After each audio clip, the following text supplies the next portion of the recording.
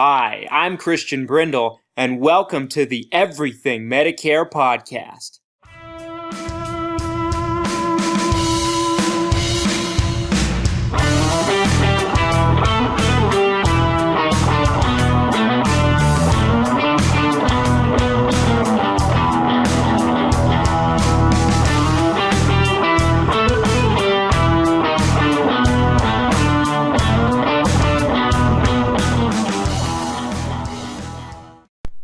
What's up, Everything Medicare Podcast Nation? This is Christian Brindle. Happy Monday. I hope you had a fantastic weekend. And I also hope that you are having a fantastic start, in my eyes, to the Medicare enrollment period due to the fact that starting the 1st, changes are publicly made present, I suppose, is the right word for it, to the public for Medicare Advantage plans and Medicare Part D prescription drug plans for the next upcoming year, starting January of 2020, which typically means that the advertising starts running rampant for the various insurance companies and various insurance professionals, whether it be commercials, online advertising, etc., etc., etc. You name it, you're probably going to see it this open season if you haven't already seen it starting out last week. We are 1 week closer to October 15th, folks. And October 15th is the first day that you can actually make a change on your plan going into the next year. But I'm actually doing an episode today that has to do with current events, which I don't do too many episodes about, but it primarily has to do with Medicare, and so I was forced to do an episode about it. I typically don't like doing episodes that have anything to do with politics or anything like that, but anytime you're dealing with government insurance of any kind, I kind of have no choice but to report on what's going on and give my opinion and my perspective and react to it when something changes. So what happened, folks, was last week, and the day that it happened, I was busy as a bee. I had about, I couldn't tell you, maybe 7, maybe 8 different meetings scheduled with clients of mine, and I was in and out of meetings like crazy all day, people coming in to see me, because this time of the year, folks, the demand for me is very high, and that's why it's very, very difficult for me to do these podcasts. But I've made a commitment to making sure that we bring you 3 episodes each and every week. We stay on schedule throughout the entire enrollment period. And we plan on doing that. Okay. So, anyway, I was getting call after call at the office, and people were calling, wanting to know what we thought about what the president had just said and what changes he was going to make, and just wanting more information on what's going to be taking place with Medicare changes that he just got done talking about. And I had no freaking idea what they were talking about because I was working all day. I was in meetings all day. I had not had a chance to listen to anything about this. It was brought to my attention that it happened through people calling. I couldn't comment because I had not had a chance to watch it. And if you're watching this on YouTube and you're a follower of our YouTube channel, you may have seen my early reaction to it because I got home from work. I was able to quickly listen to it. It's about an hour and a half long. And I was able to give my first reaction just without having any time to let it sit and without having any time to really hear anything more about it. So it's just my first reaction. That's up on our YouTube channel if you'd like to go check it out. But I've had time to let it sit. I've heard more about it. I've heard other people's perspective about it. So I feel better equipped and more comfortable in commenting about it on this platform of the Everything Medicare Podcast for you, my wonderful audience. So, what happened was, our president, hate him, love him, feel indifferent about him, I don't really care. It doesn't matter to me what side of the political spectrum you fall on. This is not what this podcast episode is about. So love or hate the president, wherever side you might fall on, it doesn't matter. This episode is strictly reporting on my opinions on the changes he's looking to implement and the bill he's pushing to have signed. I'm not sure if it's actually been signed or if it's been put into motion or what the case may be, but it was all about Medicare. So Donald Trump, our president of the United States of America, flew to Florida, the Villages in Florida. If you're listening to this episode and you live in Florida, you know where the Villages are. I've been to the Villages several times. I have a lot of clients that live in the Villages myself. And the Villages is, primarily a very fairly large haven for people that are retired, and people like to retire at the Villages, so it's a senior community more than anything else. I mean, there's not primarily just a senior community, but you get the idea. So Donald Trump went there, and my first reaction to it is it turned into more so a rally than a Medicare announcement. There's an election coming up next year, and there's been a lot of back and forth between him and the other candidates and political parties and news stations, and it just never ends. It seems like a soap opera. It's a circus, and I'm not here to talk about that. But a lot of what he said was mainly just trying to discredit his adversaries and his competitors, and didn't have a whole lot to do with the topic of Medicare, even though that's what the press conference had to do with. But there was some things that I took away from it and that I found interesting. So let's talk about actually what was said. The focus of this, I don't know what you want to call it, rally, speech, whatever. It was televised and everything to my knowledge. I watched the video, but then I watched it online, so maybe it wasn't on television. I don't know.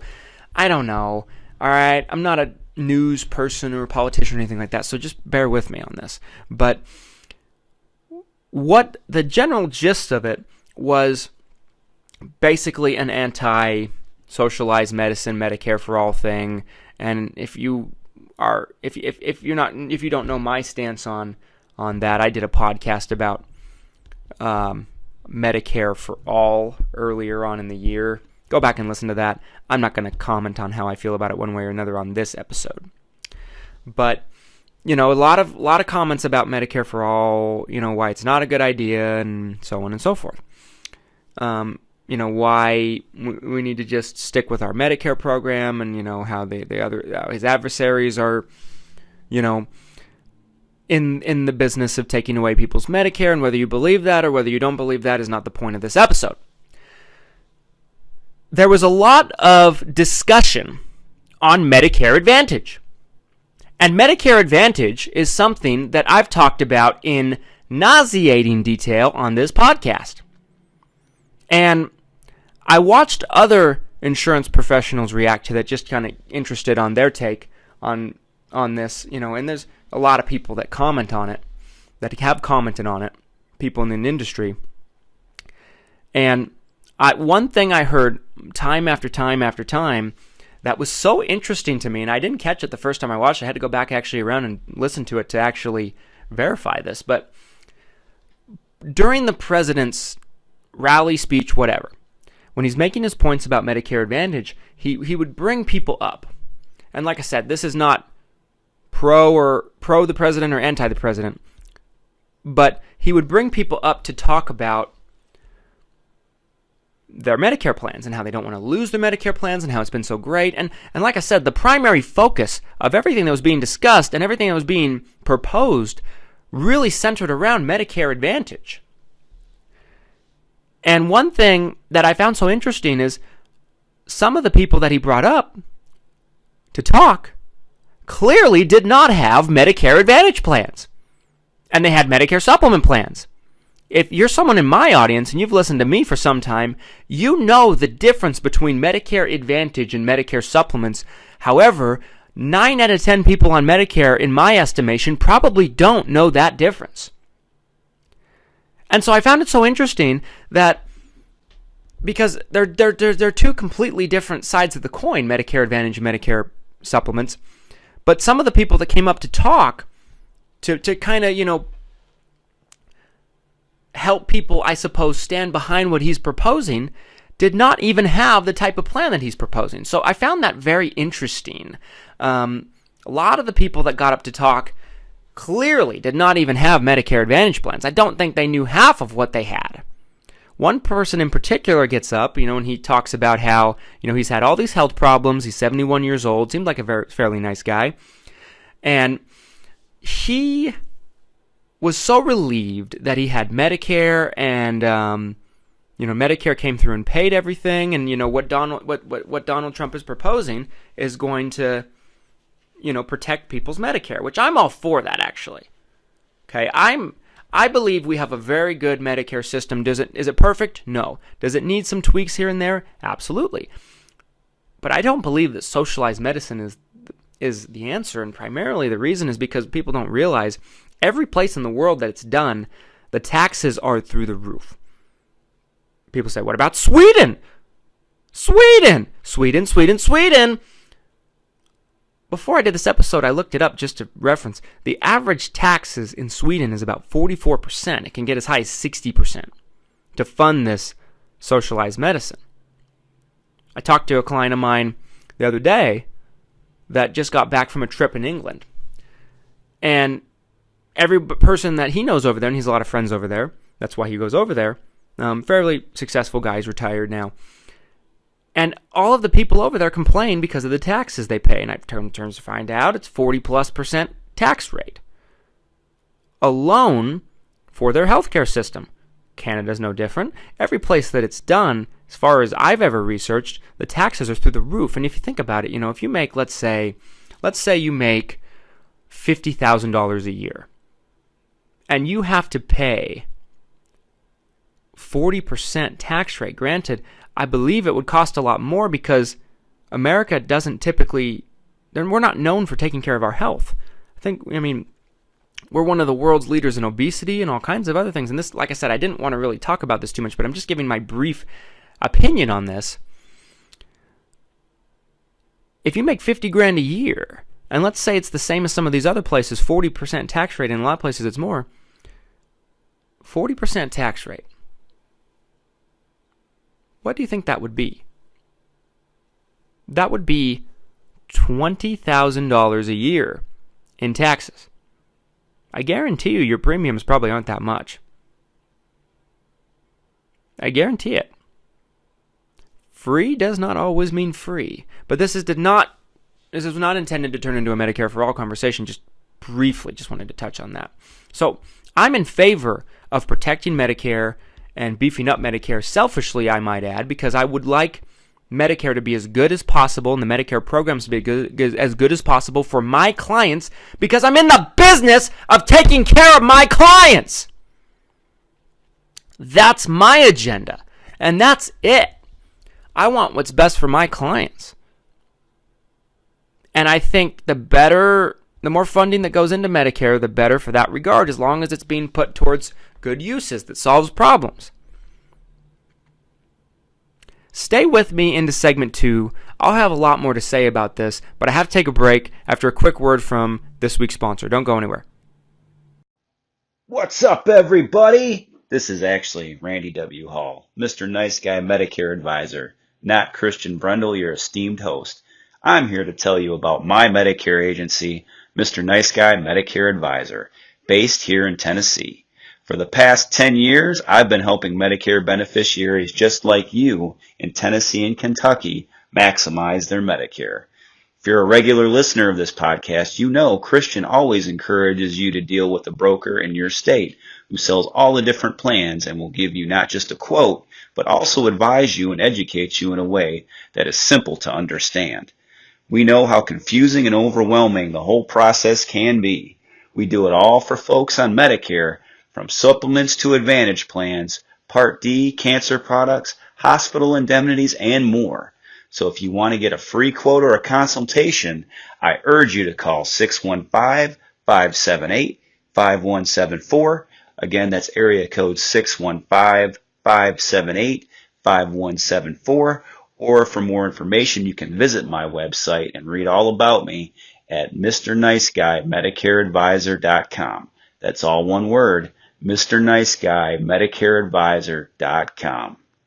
And again, why deal with a jerk when you can deal with a nice guy? Welcome back, everybody. Thank you for that quick word of advice from Randy W. Hall, the Mr. Nice Guy Medicare advisor. If you live in the states of Tennessee or Kentucky, I encourage you to get with Randy this Medicare enrollment period if you feel like you need help on your Medicare plan. He's somebody that can help you if there's any help to be had on your particular plan. Let's continue. Okay, so didn't mean to get off on a tangent there on segment 1. So if you're a supporter of Medicare for all, or you're a supporter for, socialized medicine and all this other stuff, that's okay. We can agree to disagree. We can still be friends. Okay? I'm not trying to attack anybody that feels that way. It's just my opinion and my perspective, okay? But this isn't supposed to be a Medicare for all socialized medicine thing. I want to talk about what the president proposed, so I'll continue. What was proposed several times was increasing the funding for Medicare Advantage. Okay? Putting more funding into Medicare Advantage. Now, a lot of people in the industry are just completely anti-Medicare Advantage. I'm not one of those people. I think Medicare Advantage has its place. I think there's people that greatly benefit from Medicare Advantage, and they'd be better off with a Medicare Advantage plan than a Medicare supplement plan, particularly based on what's available to them in their particular market, on where they may live, what's available, and maybe their particular situation. And there's some people that, in my opinion, could go from the time they get onto Medicare for 20 years and be completely, in the best case scenario for them, on a Medicare Advantage plan. Not everybody needs a Medicare supplement plan. Anybody that tells you that, in my opinion, has clearly an agenda to push you one way or the other. And there's people on both sides of the coin. Anybody that pushes you one way or the other and says one way is always the best way, they clearly have an agenda and a reason for why they want to push you in that direction. I think that's pretty obvious. I think it's pretty obvious to say that Medicare is not a one-size-fits-all. It is particularly something that should be specifically picked out based on that person's needs, preferences, and whatever. Okay? Yeah, I know. I'm a broken record. But it's true. It's highly, highly true and accurate. So my first reaction to that is, if the bill passes, and I don't know, I haven't followed it close enough to know if it's passed or if it's a done deal or if it needs to go through, the Senate or Congress or whatever. I don't know. But I'm all for more funding into Medicare Advantage because I think we could possibly see, things lighten up on networks. We might be able to see more of flexibility to go out of networks in certain situations for some plans. We might not see as much hard network crackdown, I guess, if you will. If there's more funding, I think we could maybe see some coverage for long-term care, which is a huge problem for people on Medicare, and the only way to really get coverage for that is long-term care insurance or short-term care insurance or something along that regard. So more funding means better plans and more benefits. What's wrong with that for people on Medicare? What is wrong with that? Nothing, in my opinion. Is Medicare Advantage plan perfect? No. Does every single person on Medicare need to be on a Medicare Advantage plan? Absolutely not. Do a lot of people? Yeah. Just depends on the particular person. So my first reaction to that is no problem. I think that's a good thing because it benefits clients of mine. And I like that. I like to be able to give my clients the best available coverage possible. I like having options that just blow them away. And there's a lot of them that do that. In a myriad of different ways, I'll have you. I like that as an insurance professional. The other thing that was highly discussed was trying to lower prescription drug costs, trying to get them through other sources, maybe other countries, negotiating with the pharmaceutical companies. There was a lot of stuff that sounded good, but I didn't hear a particular strategy to how that was going to be implemented. So that's kind of something we're going to have to wait and see. Am I in favor of lower drug costs? Absolutely. What kind of question is that? Yes. Yes, I'm in favor. It's out of control. Yes. Yes. Yes. If you take insulins, for example, or you know someone that takes insulins, for example, you know that this is just completely off the rails as far as drug costs. something has to be done with that. And if whatever's being proposed will help the situation, then I'm fine with that. I'm good with that. And it's kind of something that, has been said before, and nothing happened. So we just kind of have to keep an eye on it and see and just hope for the best. Okay. Another thing that was talked about is Medicare fraud and waste and scams and things like that, overbilling for Medicare. And if you've been on Medicare, you probably have heard stories about this in the news. They're trying to crack down on that. All good with that. As far as everything that was said that actually had to do with Medicare and wasn't a political agenda, I was good with it. I'm completely fine with it. It sounds fine, I mean, there's nothing bad said by any means. I mean, let's just say everything that was said, was actually done. Drug prices were successfully lowered. Yeah, everybody wins there. Medicare Advantage plans get more funding. They turn into even better, stronger plans than they are today. Yeah, everybody wins there. Medicare fraud, waste, abuse gets cracked down on, cut down more. They put the hammer down on that. Yeah, everybody wins there, except for the people that are committing the fraud, waste, and abuse. So everything sounded fine. I didn't hear anything that was just a terrible idea, but there wasn't a whole lot of information laid out in the conference or the press conference or whatever it is, whatever the hell it was, to how it's going to be done. So it's something we're just going to have to wait and see. Is it just big talk, or is it something that they're actually planning on implementing? I have more to say about this. Stay with me into segment 3 after a quick word from this week's sponsor. Don't go anywhere! I will be right back.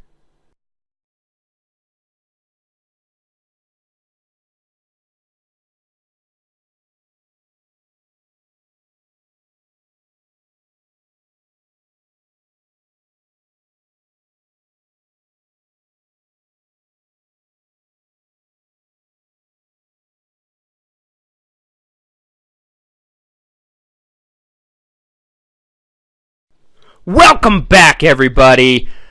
Welcome to our third and final segment. Thank you for sticking with me all the way to the end. My final thoughts on this is Medicare always becomes a hot topic around election time. It's been going on forever, okay? As long as I can remember, with every candidate I can remember. Some people want to take Medicare away and go the socialized medicine route. Some people want to increase Medicare. Some people want Medicare, the eligibility age, for Medicare to be lowered, by maybe 10 years to 55. Whatever your belief is, it's out of our hands with the exception of our ability to vote for what we believe is right. And that is my takeaway from all this. From what I heard, everything sounds good on what they're trying to do, but trying to implement something and it actually being able to be implemented are two completely different things. And there's a lot of working parts and a lot of variables that have to go through. And who knows, who knows with any politician on either side of the spectrum, Democrat or Republican, how many Democrats or Republicans over the years make promises for certain things that they can never deliver on?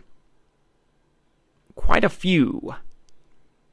Okay? So, not to say that what was, suggested is not going to be implemented or anything like that. I have no reason to believe it will or won't, but we're just going to have to see.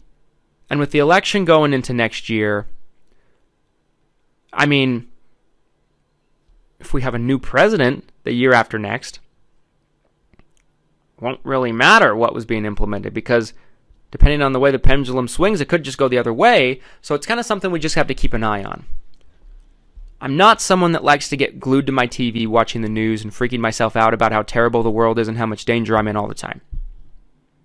I'm not that type of person, but I try to pay attention enough to where I know what's going on in the world. Enough. Okay, and I like to do my own research. I don't really fall either side of the spectrum. So, just if anyone that's listening to me is a highly political person, this is not a political podcast, first of all. but I think you might find solace that I don't fall either way. I'm not a Republican and I'm not a Democrat. I'm neither one. I just kind of drift around to whichever side I feel best benefits me, my family, my fellow Americans, and last but not least, my clients, the people on Medicare. That's where I fall. I'm not a political person, really. Have I voted? Yes. Will I ever tell you who I voted for in any particular election? Hell no! Don't get your hopes up. But I'm not a political person. I don't fall either way. I don't think either side is 100% right on everything. So, take that for what you will. As always, folks, if you enjoyed this episode, please do us a favor by leaving us a positive review on whatever platform you may be listening to us on. If you're watching this on YouTube, I encourage you to subscribe to our channel for updates on new videos. We bring 3 podcasts a week just like this on various topics happening in the world of Medicare and practical advice for understanding your Medicare, number 1, but number 2, maximizing it, getting every penny you can out of it, using it effectively and getting everything out of it that you possibly can. That's what this podcast is about. For those of you who don't know who I am, I own an insurance agency. It's been a long day already. I own an insurance agency called Christian Brindle Insurance Services, where we work with people on Medicare of all different situations. We do Medicare Advantage plans, we do Medicare Supplement plans, we do Medicare drug plans for people in various different states. And as I announced on Saturday, we are in the works to be able to do plans for people in the state of Texas due to just a huge amount of requests we had this year. And if you're in Texas and you're listening and we weren't able to help you on your plan, I apologize. And we just had to make a recommendation on maybe someone that was there that could help you, but we didn't know anything about these people. And I made sure that we told anybody that reached out to us. But due to the demand, we will now be licensed and appointed. Myself and my agency, Christian Brindle Insurance Services, will be licensed and appointed with all of the major insurance companies in the state of Texas, hopefully by the end of the week.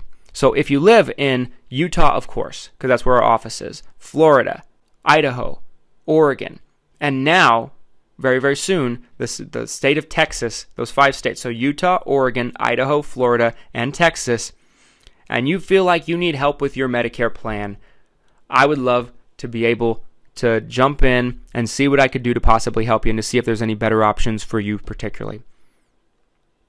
Our office number is 801-255-5340, 801-255-5340. And if you're more comfortable shooting me an email, you're welcome to do that also, and I'd be happy to tell you what I think about your situation. Christian B, Christian, B as in boy, Christian B at xmission.com. Christian B at xmission.com, Christian B at xmission.com. I encourage you to reach out to us, folks, if you feel like you could use some guidance on your Medicare plan.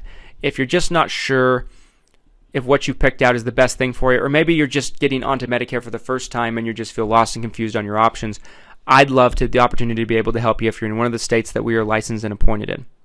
If you live in any other state and you'd like to be able to pick my brain, I wrote a book for people like you, Medicare Guidance, Picking the Plan for You. It's $5.50 on Amazon. There's a chapter on everything you need to know. And for the price that we are selling it for, it's the lowest price Amazon would let us put it up for. We're practically giving it away. If you're a client of mine and you don't have a copy of the book and you'd like one, let me know. I'll send it to you free of charge. Thank you so much, folks, for watching, supporting everything you've done to help us reach as many people as we have and continue to reach more people to help them be empowered with their Medicare. Have a great day. And remember, October 15th is the first day you can make a change on your Medicare Advantage plans and Part D prescription drug plans. We're in the Medicare enrollment period, so if you want to make a change, don't let it slip by. I'll talk with you soon. We'll have an episode Wednesday. Have a great day, everybody.